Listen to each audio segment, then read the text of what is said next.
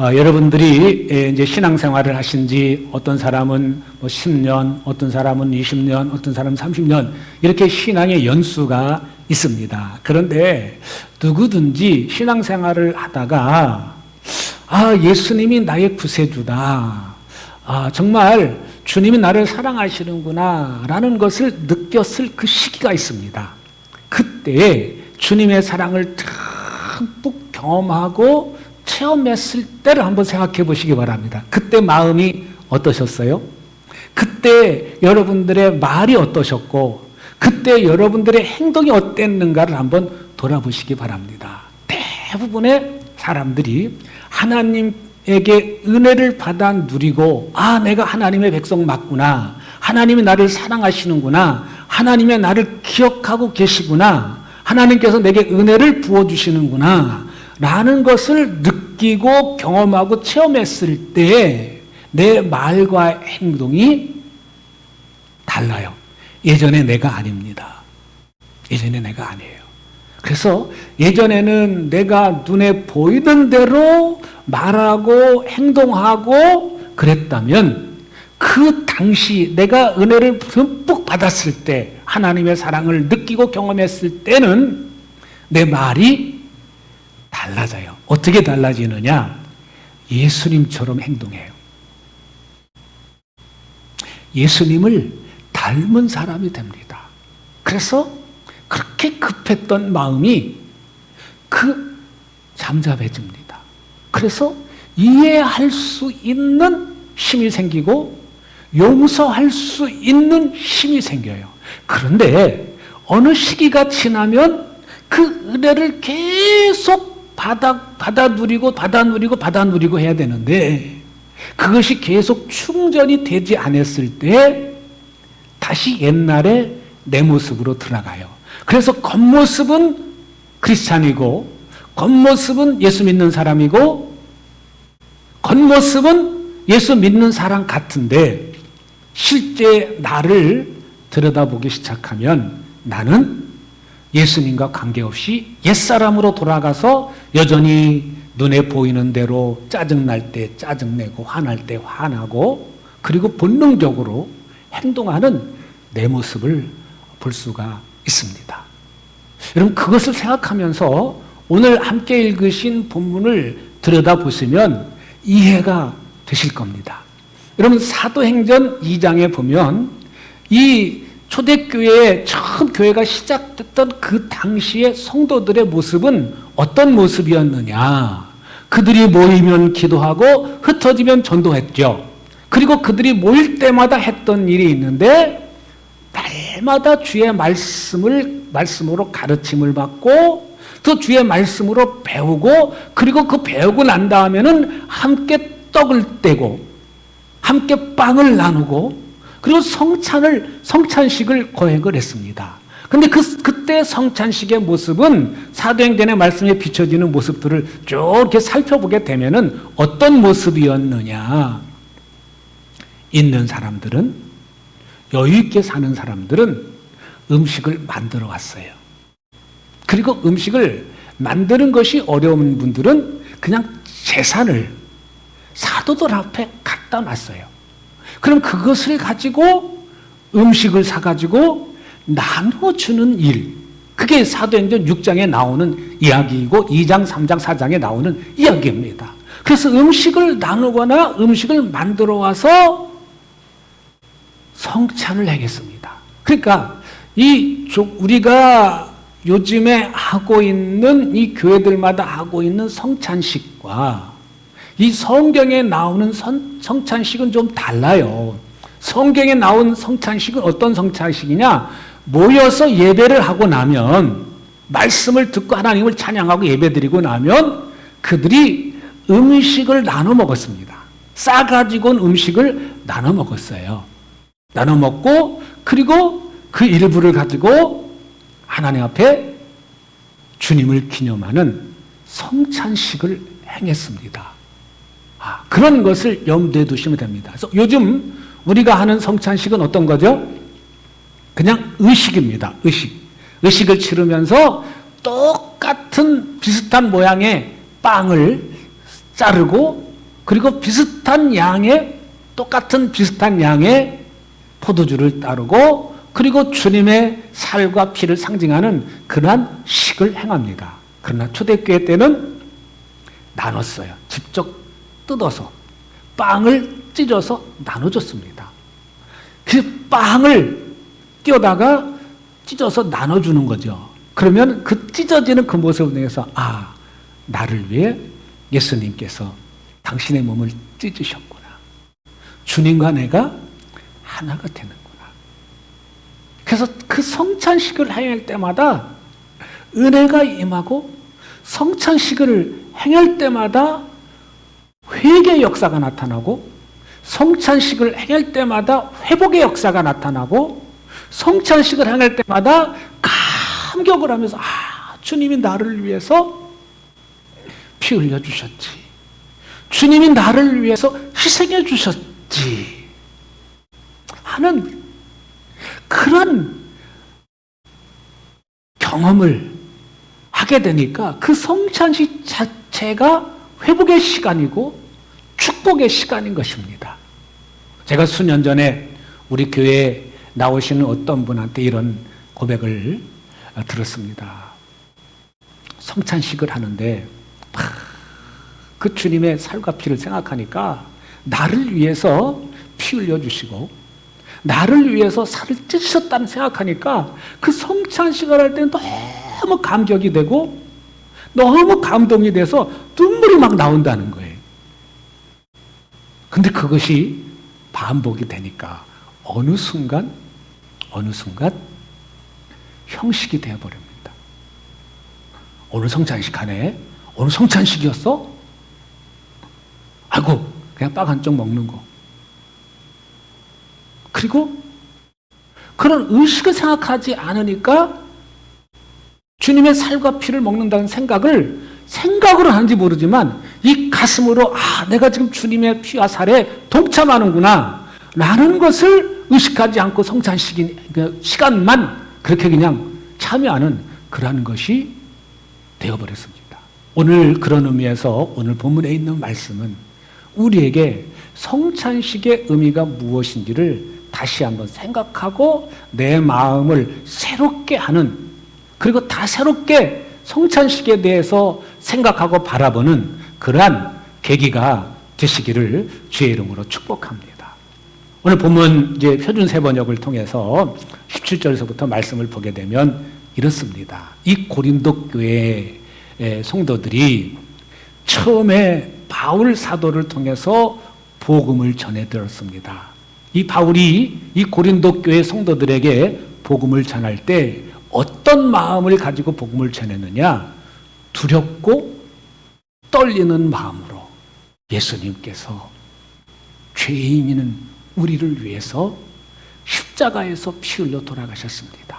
그래서 그 예수님을 믿으면 여러분들이 구원받고 죄 용서받고 하나님의 자녀가 됩니다. 오직 예수님이 이 땅에 육신의 몸을 입고 그 하나님의 본체이신 하나님께서 육신의 몸을 입고 이 땅에 오신 오직 예수만을 전했더니 그 예수님의 이야기를 듣고 복음을 받아들인 사람들이 이 고린도 교회 성도들이 있습니다. 이들과 함께 복음을 전하고 복음을 나누고 예수님을 전하고 예수님을 나누게 되면서 자연스럽게 성찬식을 하게 되죠. 바울과 함께 성찬에 참여한 이들의 모습은 어땠을까요? 여러분들이 그 성찬식에 참여하실 때 처음에 내가 은혜 받고 성찬에 참여했을 때 그 마음이었을 것입니다. 그래서 그들이 그 성찬에 참여할 때 그 당시에 그들은 교회에서 밥을 따로 준비하는 게 아니라 있는 여유 있는 사람들이 음식을 싸가지고 왔으니까 그 음식을 싸가지고 온 것을 나누는데 아깝지가 않았어요. 그래서 그들끼리 음식을 나누는데 더 먹으라고 그 교회 안에 성도들의 공동체의 모습을 보면은 여유 있게 사는 부자들이 있었고 가난한 사람들이 있고 노예 출신들이 있습니다. 그럼 그 당시에 모임은 주로 저녁에 모임을 가졌는데 저녁에 예배를 드렸는데 그 노예들, 가난한 사람들은 그 저녁 때까지 그 다른 집에 가서 일을 해야만 먹을 것이 생겼습니다. 그래서 하루 일당을 받고 살아가는 사람들. 그래서 예수님 당시에 그 데나리온 비유를 보면은 하루 품삯을 받는 내용들이 나오잖아요. 하루 품삯. 그래서 이들이 하루 벌어서 하루 먹고 사는 그런 사람들입니다. 그러니까 막 일하다가 예배당에 오기 위해서 막 헐레벌떡 오는 사람들. 상상해 보세요. 헐레벌떡 막 몰려오는 그런 사람들이 있었습니다. 그들은 대부분 가난한 사람들, 노예 신분을 가지고 있는 사람들이고, 여유 있게 사는 사람들, 부자들은 미리 시간 여유가 있으니까 음식을 충분히 준비해 가지고 왔습니다. 처음에는 이들이 은혜가 충만했을 때는 이 음식을 나누는데 부족함이 없었어요. 초대교회 성도들이 음식을 충분히 가져와서 없는 사람들 같이 나누고, 남는 것은 거기서 없는 사람들, 가난한 사람들에게 나눠줘서 싸가고, 그래서 여유 있는 사람들은 그들에게 주는 기쁨이 있었고, 없는 사람들은 그들에게 받는 기쁨이 있어요. 주일날 와서 예배도 드리고 성찬식에 참여하고 남은 음식들도 싸가지고 가서, 또 없는 사람들은 그 음식 하나하나가 소중하니까 싸가지고, 싸주면 그거 가지고 와서, 야, 교회가 정말 지상 천국이다. 우리가 이 땅에 살면서 이렇게 어려운데 저분들이 저렇게 또 이렇게 나눠주셔서 우리가 먹고 야, 교회 가는 것이 즐거운 거예요. 근데 어느 순간 그런 그림이 지워지면서 여유 있게 사는 사람들이 여전히 음식을 싸오지만 짜증이 나기 시작합니다. 예배 시간에 늦어요. 누가 늦을까요? 가난한 사람들, 노예들. 네, 그들은 그날 하루 일을 마치고 와야 되니까 막 어찌 와가지고 막 헐레벌떡 예배당에 오면은 이미 이 여유 있게 사는 사람들은 배가 고파요. 기다리는 사람들이 더 배고픈 거 알죠? 배고파요. 그러니까 우리끼리 좀 먹어버립시다. 저 사람들 맨날 저렇게 늦고 말이야.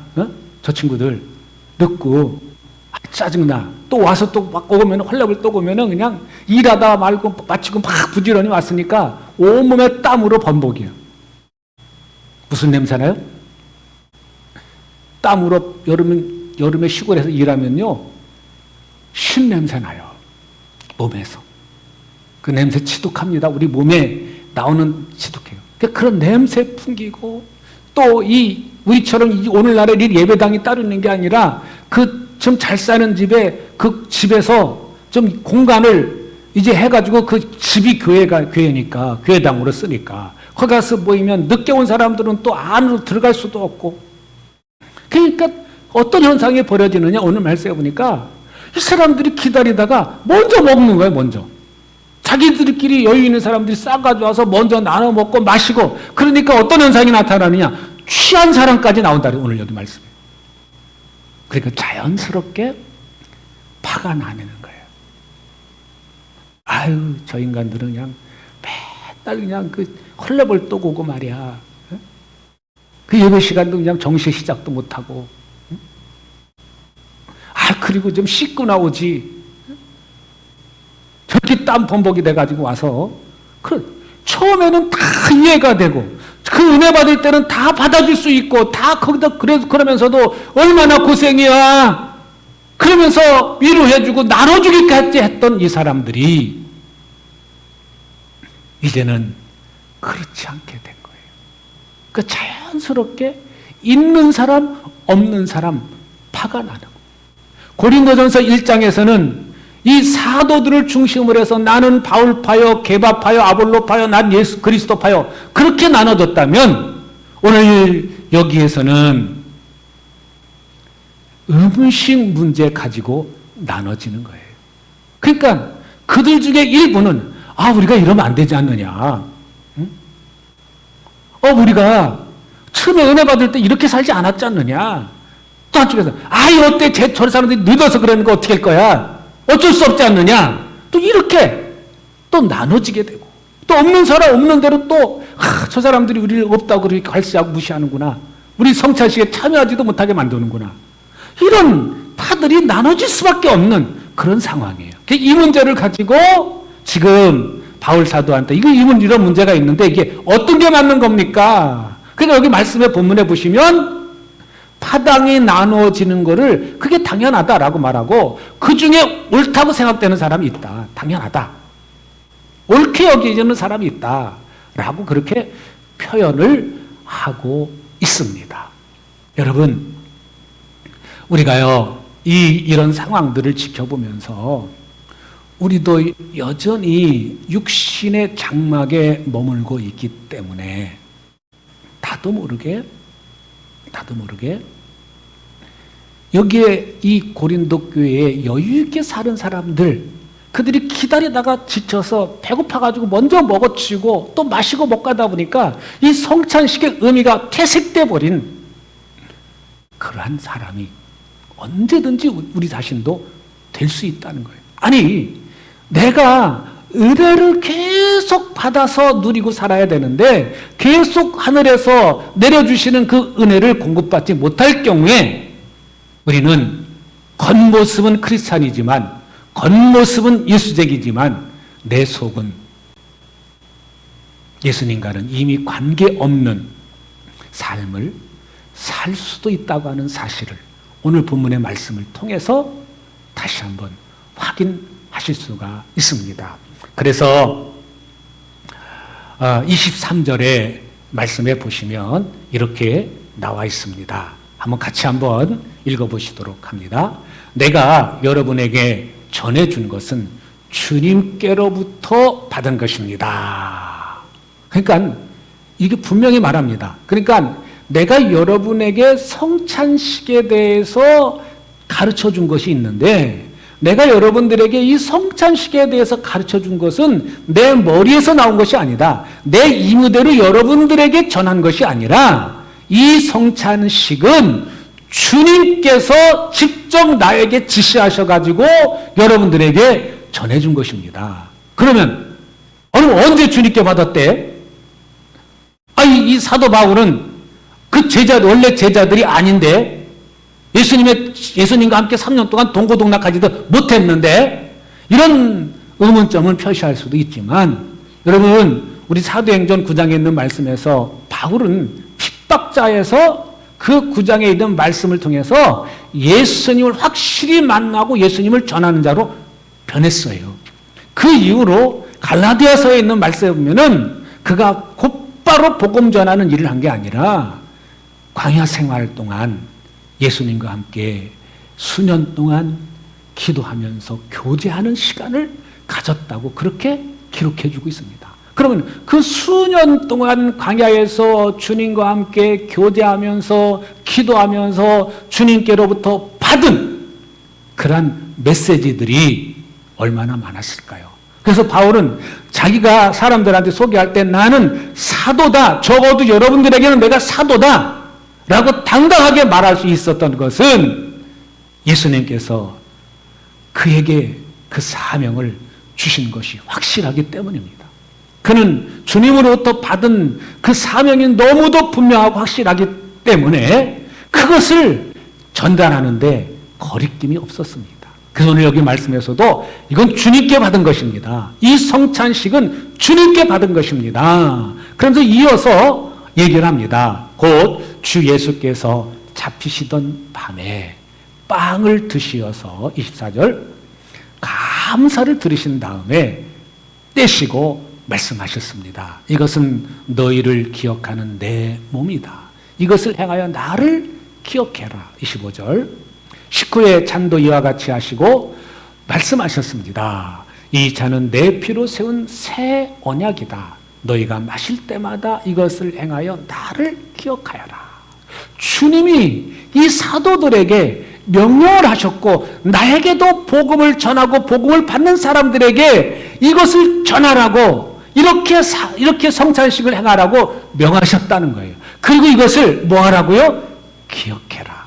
그렇다면 오늘 여기 말씀에 나오는 기억하여라 라는 말씀은 도대체 뭘 기억하라는 말일까요? 성찬식을 행할 때마다 주님의 그 살과 피를 상징하는 그 빵과 포도주를 나누면서 주님을 기억하라는, 주님의 무엇을 기억하라고 하신 걸까요? 주님이 이 땅에서 공적인 사역을 행하신 동안에 어떤 일을 행하셨는지, 또 그 사람들을 대할 때 어떤 마음으로 대하셨는지, 주님의 심정이 어떤 심정이었는지 그거를 기억하라는 말씀입니다. 주님은 한 영혼이 5천하보다도 귀하다고 말씀하시면서 그 한 영혼 한 영혼을 위해서 몸과 살을 찢으시고 피 흘려 주셨는 줄로 믿습니다. 그럼 그거를 기억하라, 기억하라. 그럼 성찬식에 참여할 때마다 주님이 어떻게 사셨지, 어떻게 말씀하셨지, 어떻게 사람을 대하셨지 라는 것을 기억하는 사람은 어떻게 살까요? 어떻게 살까요? 예수님처럼 살게 됩니다. 용서할 수 있는 힘이 생기고, 품을 수 있는 힘이 생기고, 이웃을 배려할 수 있는 힘이 생기는 거예요. 서두에 말씀드린 것처럼 하나님의 은혜 가운데 있을 때에는 여유 있게 사는 사람들이 가난한 사람들을 긍휼히 여기고, 노예들을 긍휼히 여기고, 그 성찬에 참여하고 나눠주고 싸가지고 가게 할 정도로 그 주님의 사랑을 보여줬지만, 그것이 없어지고 형식만 남겨질 때는 결국 아유 저것들은 왜 이렇게 늦게 오는지 모르겠어, 예배 시간도 못 맞춰, 아이 기다리지 말고 우리끼리 먹읍시다, 이런 마음이 아니었던 것입니다. 그러니까 분파가 그렇게 마음을 이해를 못해주고 받아들여주지 못하고 사랑해주지 못하고, 그러니까 당연히 그것을, 그 은혜를 아직도 생생하게 기억하고 있는 사람들은 우리가 그러면 안 되지 않느냐, 또 없는 사람들은 이제 저분들이 그렇게 우리에게 아껴주고 사랑을 베풀고 싸주기까지 하더니 이제는 우리를 그냥 껌 씹은 사람처럼 바라보네, 우리를 저렇게 무시하네, 세상에서도 이렇게 무시받고 사는데 이 교회당에 와서까지 무시받고 사네. 이러니까 이렇게 파가 나눠질 수밖에 없는 거예요. 그러면서 주님이 성찬식을 늘 모일 때마다 하라고 한 그 근본적인 그 이유를, 성찬식의 그 목적을 다시 한번 가슴에 새기라고 말씀해 주시고 있는 부분이 오늘 함께 읽으신 본문의 말씀입니다. 이어서 26절의 말씀을 보시면 이렇게 나옵니다. 같이 한번 보십니다. 그러므로 여러분이 이 빵을 먹고 이 잔을 마실 때마다 주님의 죽으심을 그가 오실 때까지 선포하는 것입니다. 결국 그렇게 주님처럼 살아가고 주님처럼 말하고 주님처럼 행동하는 것이 주님을 전하는 것이죠. 주님을 선포하는 것입니다. 우리가 말로 할 뿐 아니라 우리의 삶을 통해서 보여주는 것인 줄로 믿습니다. 그래서 이것을 잘 말씀하면서 결국 30절의 말씀을 보시면 이렇게 나와 있습니다. 그러면 우리가 어떻게 살아야 되느냐? 어떻게 살아야 되느냐? 같이 한번 보십니다. 이 때문에 여러분 가운데는 몸이 약한 사람과 병든 사람과 죽은 사람이 많습니다. 왜 몸이 약해지고 왜 병이 들고 왜 죽었느냐? 성찬의 의미를 제대로 분별하지 않고 자기들끼리 먹고 마시고 그거는 그냥 자기들끼리 하는 그 모임을 하나님께서 기뻐하시지 않으므로 하나님께서 징계를 하셨다는 거예요. 하나님께서 심판하셨다. 그 심판의 결과로 몸이 약해진 사람, 병든 사람, 심지어는 죽은 사람까지 있다는 거예요. 그럼 바꿔서 역으로 말씀한다면 성찬의 의미를 제대로 알고 제대로 기억하고 이 주님의 마음을 가지고 이 성찬에 참여하고 그 성찬의 의식에 그 성찬의식을 참여할 적마다 아, 주님이 나를 위해서 이렇게 희생하셨지라는 것을 기억하고 다짐하는 자에게 어떤 은혜가 임할까요? 약한 사람이 강건해지고 병든 사람이 회복되고 하는 그런 은혜가 임하게 될 줄로 믿습니다. 여러분, 주님의 은혜가 충만하게 임하실 때 여러분 병이 나았던 경험이 있으시죠? 여러분 질병이 회복되고 치유되는 경험이 있으시잖아요. 그렇다면 그때를 다시 한번 기억해내시고 내가 어떻게 신앙생활을 해야 되는구나. 여러분들이 하루하루 살면서 내 육신에 먹을 것, 입을 것, 마실 것 위해서 땀을 흘리고 수고하는 것 당연한 거예요. 당연한 거예요. 그런데 그 당연하고 중요하지만 여러분들이 그 일을 하시면서 늘 주님의 사랑을 사모하고 주님을 바라보고 주님을 기억하는 건 더 중요한 일입니다. 왜요? 이 땅의 삶이 길지 않기 때문에 그렇습니다. 저는요, 어렸을 때는 빨리 어른 되었으면 좋겠다 그런 생각을 했어요. 그런데 어른이 돼서 보니까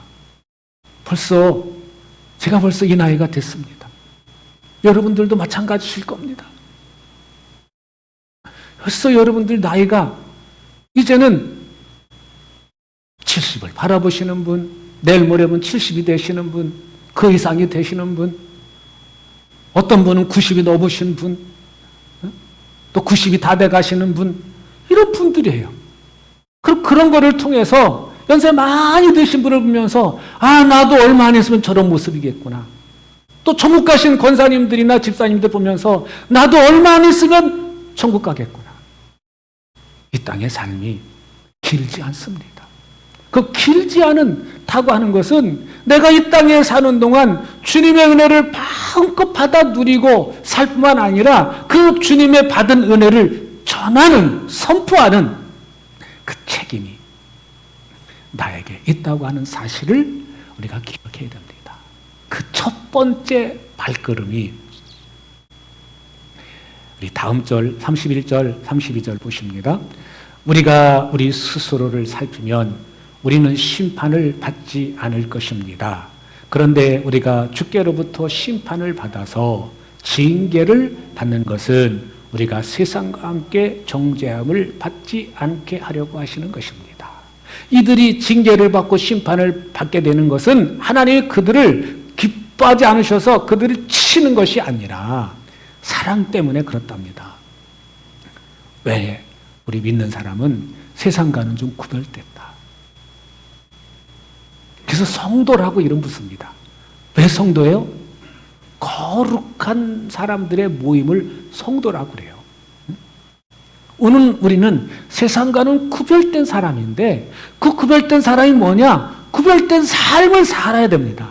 하나님께서 구별해 주셨으니 우리는 구별된 삶을 살아야 된다 라고 이렇게 말씀을 합니다. 하나님께서 징계하신 목적은 다시 먼저 옛날 받았던 그 은혜를 다시 한번 삼하고 기억해서 다시 은혜를 회복하게 하시기 위해서 이런 징계를, 이런 채찍을 내리신다라고 말씀합니다. 그러면서 이 성찬에 대해서 그럼 어떻게 하면 이 성찬식을 성찬식답게 할 것이냐? 33절 보시면 같이 보십니다. 그러므로 나의 형제 자매 여러분이 먹으려고 모일 때에는 서로 기다리십시오. 기다리십시오. 여러분, 이 성경 시대의 성찬식은 지금 우리가 하는 성찬식과는 다르다고 말했습니다. 함께 음식을 서로 나눠서 싸가지고 와서 먹고 그리고 성찬식을 같이 겸해서 또 이어서 한다고 이렇게 말씀을 드렸습니다. 그러니까 정말 처음에 은혜 받았을 때처럼 다시 여러분들이 습관을 고치십시오 라고 그렇게 권면을 합니다. 여러분, 사람마다 성격이 다르지만 우리가 이 성찬의 의미를 다시 한번 기억하면서 서로 기다려서 그리고 음식을 옛날처럼 다시 나누게 될 때 이 공동체가 건강성을 다시 회복할 것이다. 여러분, 이 8장서부터 쭉 이제 지금 11장까지 보셨는데 공통점이 뭐예요? 남의 유익을 위해서 살라. 그 말씀입니다. 34절 보십니다. 같이 보십니다. 배가 고픈 사람은 집에서 먹도록 하십시오. 그것은 여러분이 모이는 일로 심판받는 일이 없게 하려는 것입니다. 그 밖에 남은 문제들은 내가 가서 처리하겠습니다. 그래서 이제는 여러분들이 배고프다고 먼저 먹어치고 그 성찬의 의미를 퇴색해서 징계까지 받는, 심판까지 받는 그러한 일이 없도록 하세요. 방법은 여러분들이 서로 기다리고, 그럼 정말 배고픈 사람은 집에서 먹고 오든지 예배 끝나고 나서 집에 가서 먹든지 그렇게 하고 좀 잘 참고, 그래서 이 공동체가 건강하도록 여러분들이 서로 배려해 주십시오 라고 부탁하면서 오늘 말씀의 마무리를 짓습니다. 여러분, 여기에 있는 말씀은 이제 성찬식, 그 당시에 고린도 교회 성도들이 이 성찬식 문제 때문에 서로 파가 나눠지는 그러한 문제를 해결해 주는 말씀이지만, 이 말씀은 또한 우리에게 시사해 주는 바가 큽니다. 성찬의 의미를 다시 한번 되새길 뿐만 아니라 이제는 우리 일상의 삶 속에서도 내가 예수 믿는 사람답게 살아야 된다고 하는 것을 다시 한번 우리에게 가르쳐 주시고 있습니다. 여러분, 예수 믿는다는 게 뭡니까? 예수 믿으면 내가 복을 받는 게 사실이죠. 또한 내가 복을 받았으면 복을 나눠주는 삶을 살아요. 그래서 우리 갈라디아서의 말씀에 아브라함의 복이 누구의 복이 된다고요? 오늘 내 복이 된다고 그랬어요. 그럼 아브라함의 복이 나의 복이 되는 사람의 모습은 뭘까요? 나눠주는 삶입니다. 배려하는 삶입니다. 기다려주는 삶입니다. 여러분, 그렇게 하셔서 저와 여러분의 삶이 정말 아름다운 주님이 함께 하시는 복된 삶이 되시기를 주의 이름으로 축복합니다. 기도하십니다. 이제는 길이요 진리요 생명이 되시는 우리 주 예수 그리스도의 은혜와 하늘아버지의 극진하신 사랑과 성령님의 감동, 감화, 교통하심의 역사가 오늘 주 앞에 나와 예배하고 돌아가는 주의 사랑하는 성도들 머리머리 위에 이제로부터 영원토록 함께 하시기를 축원하옵나이다. 아멘.